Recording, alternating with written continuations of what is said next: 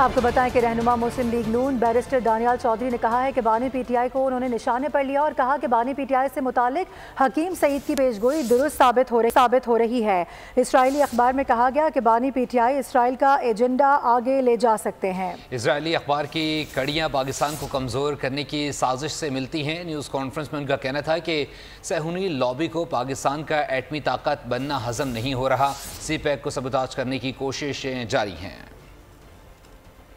خود برطانیہ میں الیکشن میں پاکستانی میئر کو سپورٹ نہیں کیا بلکہ زیک گولڈ سمتھ کو سپورٹ کیا۔ جب بھی پاکستان میں سٹیبلٹی آ رہی ہو ہمارے ملک کو کمزور کیا جاتا ہے، اور اس آرٹیکل کی کڑیاں ملتی ہیں آپ کے ان لابیسٹ فرمز کے ساتھ جو امریکہ میں ہائر کی گئی انڈیا سے، اس لیے کہ پاکستان کو کمزور کیا جائے، اور وہ اسٹریٹجی یہ ہے کہ پاکستان کو اگر کمزور کرنا ہے تو اس کے اداروں کو کمزور کرو۔ عمران خان اور ان کی جماعت ان یہودیوں لابس کے ہاتھ میں ہے، وہی ان کو چلا رہے ہیں، یہی زائنسٹ سوچ جو ہے یہ چلا رہی ہے اور یہی پاکستان کو کمزور کر رہی ہے۔